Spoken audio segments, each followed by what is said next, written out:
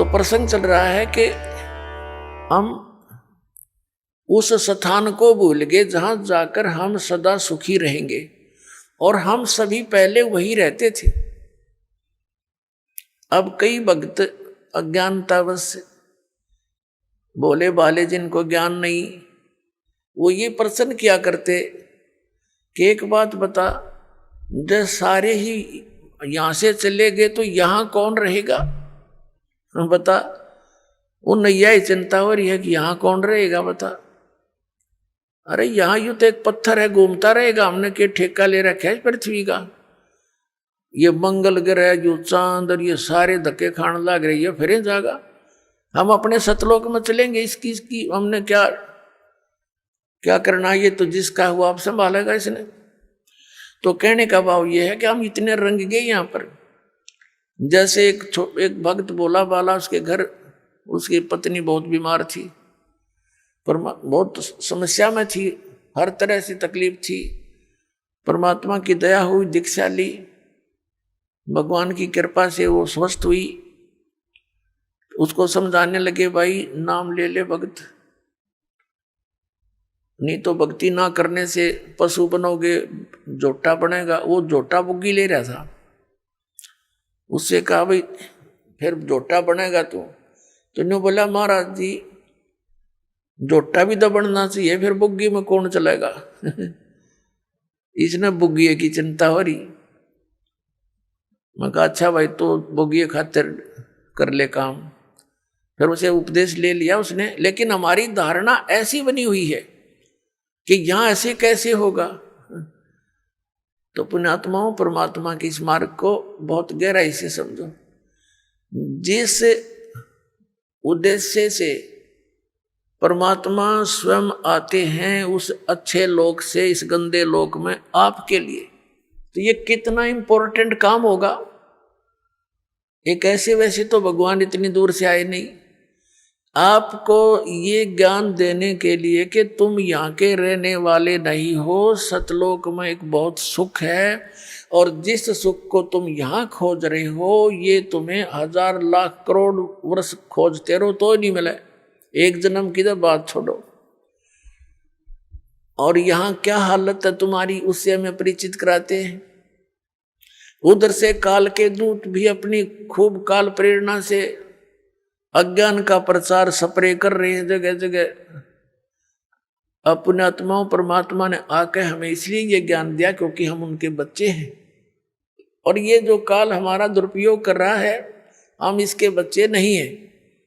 अपने बच्चों को कोई ऐसा दुखी कर सकता है? किसी की टांग कट गई, किसी की आंख फूट गई, और किसी का हाथ कट गया, किसी का बेटा मर गया, किसी की बेटी मर गई, कोई कैंसर से पीड़ित है, कोई पशु पक्षी बनकर, गधे कुत्ते बनकर बिष्टा खा रहे हैं, टट्टी खा रहे हैं।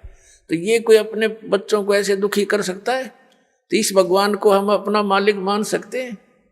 यहाँ का जो स्वामी है ये काल है, इसका उद्देश्य हमें पीड़ित करना और विचलित रखना है, भ्रमित रखना, ताकि इनको भगवान का ज्ञान ना हो जा और कहीं ये भाग ना जा। तो उससे पहले ये अपने संत भेज के हमारे वो भी बच्चे परमात्मा के वो संत हैं, या जैसे भी उस काल का फंस गए, वो उस अज्ञान के मास्टर बन गए, उस अज्ञान को जगह जगह प्रचार करने लगे। भोली आत्माओं ने उनको संत महात्मा मानकर उनके एक एक वचन को शिरोधार्य कर लिया। अब ये सच्चा ज्ञान जब आता है तो वो पुराना पेंट उतरता नहीं जल्दी सी। तो दास के ऊपर दया करी परमात्मा ने कि पहले इन सभी सदग्रंथों का ज्ञान करवाया, और फिर इन संतों के वचनों को देखा कि ये क्या बताते हैं, हमारे सदग्रंथ क्या बताते हैं। फिर पता चला कि ये तो भाई गलत कर रहे सारा काम, ये तो आसपास में नहीं सदग्रंथों के।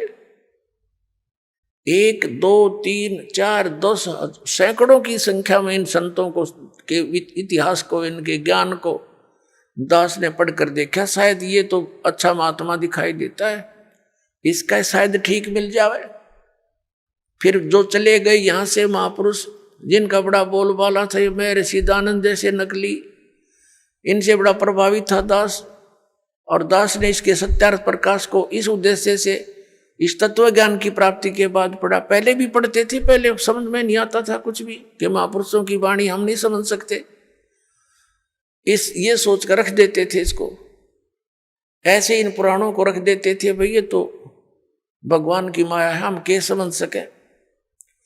और जब दास की परमात्मा ने वो आंखियां बना दी तत्व ज्ञान वाली, उस दृष्टि से जब इनको देखा उन चश्मों से, तत्व ज्ञान वाले चश्मों से, फिर देखा अरे नाश कर रखा सारा, कख भी नहीं इनके पास, ना वेदों वाला ज्ञान, ना कोई संसारिक व्यवहारिक बातें ठीक इन लोगों की। तो बड़ा चिंता का विषय बना।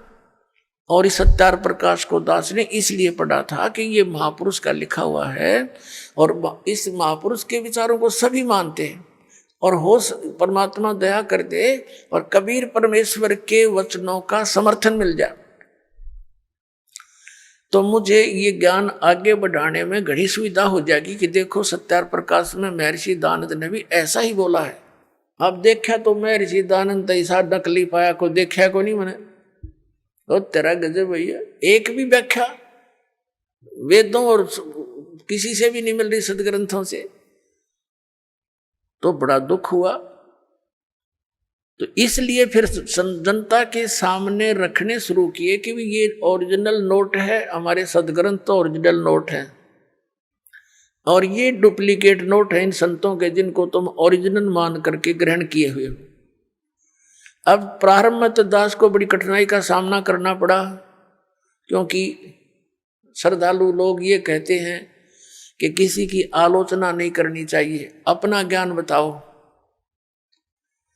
अरे अपना अपना सारे बताओगे तो सबका अपनी अपनी डफली, अपना अपना राग, फिर वो ज्ञान के रह गया तो जो जैसा कहेगा वो तो ऐसा चल ही रहा था। फिर पुण्यात्माओं, जैसे एक बार किसी ने 500 के नोट नकली छाप लिए और वो मार्केट में पहुंच गए, उनका पता लगा सरकार ने, तो फिर जनता को ठगने से बचाने के लिए एक समाचार पत्रों के माध्यम से, टीवी के माध्यम से ओरिजिनल और डुप्लीकेट दोनों दिखाए, उनकी भिन्नता बताई, ओरिजिनल ऐसा होता है, डुप्लीकेट ऐसा होता है। तो क्या सरकार आलोचना कर रही थी? एक महापरोपकार कर दिया ना, लाखों लोग ठगे जाते, गरीब व्यक्ति मारे जाते जिनके 5-7 हजार रुपये होते, रुए ठग नकली कागजों में लग जाते। तो पुण्यात्माओं, दास का यही प्रयत्न समझ लेना, ये पूरा विश्व याद किया करेगा इस दास को।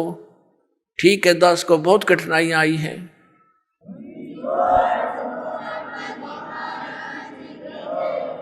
इस सच्चाई को ऊपर लाने के लिए, इस ज्ञान को उठाने के लिए सहयोग तरह कबीर भगवान का, लेकिन दास उसका बैल है और उसी के सहारे से इसको गाड़ी को खींचकर पटड़ी पर चढ़ाया है।